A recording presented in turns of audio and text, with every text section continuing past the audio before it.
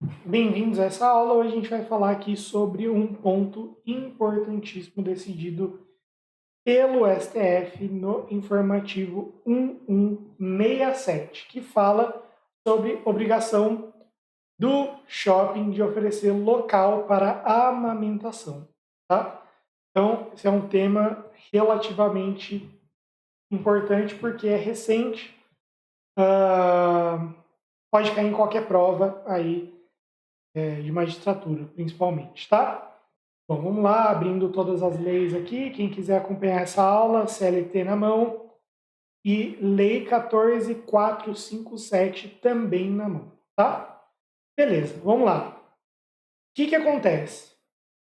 A gente tem na Constituição Federal, no artigo 7º, a obrigação, ou na verdade um direito das trabalhadoras, né, a proteção do mercado de trabalho da mulher. E nessa ideia de proteção de mercado de trabalho da mulher, a gente tem diversas disposições que podem tratar de uma forma diferenciada ali a mulher em comparação com o homem. Então, por exemplo, a gente tinha até a reforma trabalhista o descanso antes do trabalho em sobrejornada, do artigo 384 da CLT, que foi declarado constitucional pelo STF. O STF falou que essa norma que diferencia o trabalho do homem e da mulher, ele é válido, até porque a ideia também é de desestimular a prestação de horas extras por mulheres, não é isso? Então, isso para o STF é constitucional, porque não há tratamento, não há ofensa ao princípio da igualdade, porque precisa tratar os desiguais de forma desigual na medida de suas desigualdades, e a ideia é de desestimular a prestação de horas extras por mulheres. Beleza. Só que a gente tem outras disposições, por exemplo, limite de peso, a gente tem questões relacionadas à proteção à maternidade, proteção à gestação, mas para a gente não ficar rodeando muito o assunto e ir direto ao ponto, o artigo 389 fala que toda empresa é obrigada a prover, isso está nos métodos e locais de trabalho para a proteção do trabalho da mulher, então o capítulo da CLT está falando sobre isso. Fala que toda empresa é obrigada a prover locais de higienização dos métodos e locais de trabalho, ventilação, iluminação, bebedouros, etc, etc. E aí o parágrafo 1º do artigo 389 fala o seguinte: os estabelecimentos em que trabalharem pelo menos 30 mulheres com mais de 16 anos de idade terão local apropriado onde seja permitido às empregadas guardar sob vigilância e assistência os seus filhos no período de amamentação. Isso se liga com a ideia do artigo 396 da CLT. O artigo 396 fala que para amamentar seu filho, inclusive se advindo de adoção, até que este complete 6 meses de idade, a mulher terá direito, durante a jornada, a 2 descansos especiais de meia hora cada um.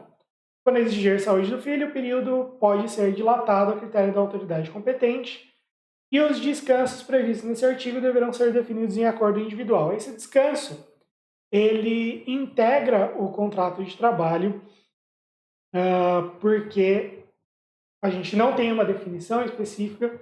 Então, em primeiro lugar, não fala se é uma suspensão ou uma interrupção contratual. No caso, a gente tem que interpretar de uma forma favorável quando existe dúvida, não é isso? Então, o princípio da proteção vai nos dizer que quando a gente tem uma norma que ela tem mais de um sentido, a gente vai interpretar essa norma a favor do empregado.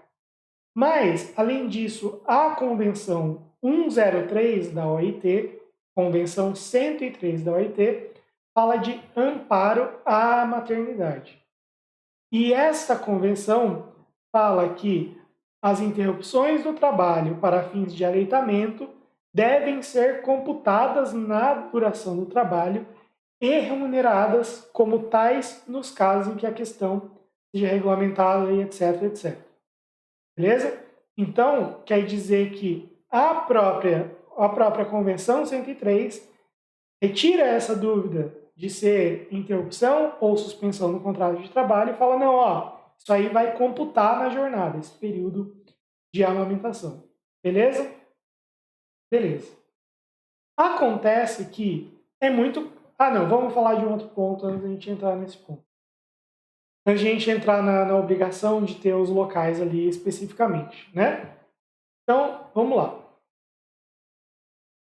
Voltando ao 389, fala que quando tiver mais de 30 mulheres, um estabelecimento, mais de 30 mulheres, com mais de 16 anos, local apropriado para guardar sob vigilância se tem seus filhos no período de amamentação.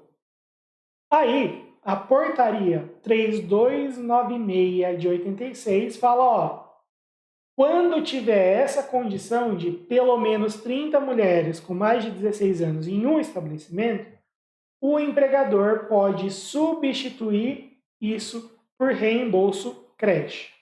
Reembolso deve cobrir integralmente despesas com creche. Deve ser concedido a toda empregada que for mãe. Depende de prestação de contas e etc. Beleza. A portaria 671 de 2021 revogou essa de 86 e também trouxe disposições sobre o reembolso creche. Na verdade, essa portaria acabou aglutinando várias portarias sobre direito do trabalho e colocou tudo em uma coisa só. Beleza. Além disso, a Lei 14.457, que é a Lei Emprega Mais Mulheres, também trouxe disposição sobre o reembolso creche e fala no artigo 2º que ficam os empregadores autorizados a adotar o benefício do reembolso creche desde que preenchidos os seguintes requisitos. E aí vem lá os requisitos. Pagamento em creche ou pré-escola de livre escolha da empregada, a empregada que possua filhos com até 5 anos e 11 meses, etc. E etc. Tá? A novidade aqui é que a implementação do reembolso creche pode ser condicionada a acordo individual, coletivo ou convenção coletiva de trabalho. Certo? Então, pode ser um acordo coletivo para estipular ali o reembolso creche. Tudo bem? Beleza.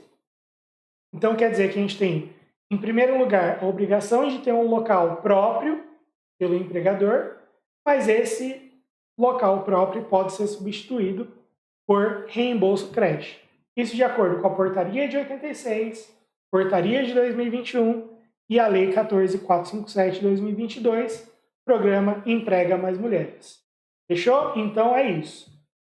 Obrigação principal, ter o local. Obrigação alternativa, reembolso creche, que teve 3 fundamentos distintos. O fundamento atual é a Lei 14.457. A meu ver, a lei já evita a gente ter que fundamentar essas coisas em portarias. Fechou? Fechou.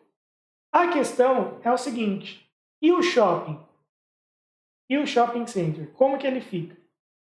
Porque no shopping center a gente vai ter uma aglutinação de várias lojas lá dentro dele. E nessa aglutinação de lojas a gente pode ter, provavelmente vai ter, mais do que 30 mulheres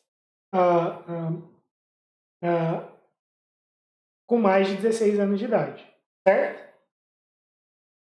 Como a gente vai ter pelo menos essas 30 mulheres com mais de 16 anos de idade, a dúvida que fica é, será que o shopping é obrigado a ter esse local apropriado? Ainda que o shopping mesmo não tenha essas 30 empregadas, então, quer dizer assim, ó, essas empregadas, essas 30 empregadas ou mais, com mais de 16 anos de idade, elas não são empregadas do shopping, mas empregadas dos lojistas, certo? Será que o shopping, nessa condição, teria a responsabilidade de manter o local apropriado, como diz a CLT? E aí a gente tem duas respostas, tá? Duas respostas. Vou direto para o fundamento principal de cada uma delas. O TST falou assim, ó, quando eu tenho um shopping, o que eu tenho é um interesse comum, integrado entre todas as empresas, entre todas as lojas que estão ali. E a associação de lojistas ou o condomínio, o dono do shopping, ele tem esse interesse em comum com os lojistas, que é de ter um local que alfira os maiores lucros, vamos dizer assim, tá? E a gente tem a função social da propriedade. Além disso, a própria Convenção 103 da OIT traz normas de amparo à maternidade. Então, por essa situação de função social da propriedade, amparo à maternidade, proteção no mercado de trabalho da mulher, tudo isso com aspecto constitucional ou convencional, Convenção da OIT, de norma internacional, a gente tem uma ideia integrada de que quem oferece essas condições, que é o dono do shopping center, tem que... quem mantém essas condições de vários lojistas integrados e agregados no mesmo local, tem a obrigação de manter o local apropriado para as empregadas. Certo? Beleza.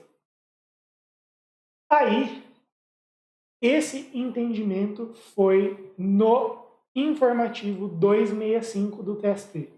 Então, o TST firmou esse entendimento de que o shopping center tem essa obrigação no informativo 265. Acontece que isso foi objeto de um recurso extraordinário e chegou lá no STF. O STF falou assim, calma aí. Primeiro, a gente tem duas condições a gente verificar aqui. Primeiro, o princípio da legalidade. Ninguém é obrigado a fazer ou deixar de fazer, senão em virtude de lei. E não tem lei específica que determina ao shopping center que mantenha esse local apropriado. Existe para o empregador, mas não para o shopping center. Então, para o STF, a reflexão que se faz é o seguinte, ou o fundamento que se faz é o seguinte: será que o shopping center, mesmo sem ter uma disposição específica, legal, específica, falando assim, o shopping tem que ter isso, será que ele teria essa obrigação? Ou seja, mesmo sem uma lei dizendo que o shopping center tem que manter esse local apropriado, pode ele ser obrigado a manter esse local? Então, esse primeiro ponto, princípio da legalidade. O STF respondeu a princípio que não, respondeu que não, que criar essa obrigação para o shopping center ofende o princípio da legalidade, porque a CLT fala que o empregador é obrigado a manter, mas não o shopping center. Segundo ponto, ligado a este ponto de princípio da legalidade, também tem a vedação do ativismo judicial e a separação dos poderes, ou seja, o judiciário não pode criar obrigação onde a lei não determina essa obrigação. Isso cabe criar alguma obrigação, uma norma de conduta, só cabe ao legislativo e não ao judiciário. Segundo ponto, que é o princípio da livre iniciativa. E o STF destacou aqui no princípio da livre iniciativa que, à vista do STF, o TST tem criado obrigações que não estão previstas em lei, ofendendo o princípio da livre iniciativa. E o tema 1051 falou que é inconstitucional lei municipal que obriga shoppings a terem ambulatórios médicos, porque isso extrapolava limites da intervenção estatal na atividade econômica e fere a livre iniciativa. Tema 1051 do STF. Bom, então, resumindo a história, o TST entendeu que é possível a obrigação do shopping de manter o local apropriado para a amamentação. O STF falou que isso ofende separação dos poderes, princípio da legalidade e livre iniciativa. E utilizou, inclusive, o fundamento do tema 1051 do STF. No mais é isso. Espero que vocês tenham gostado e a gente se vê na próxima.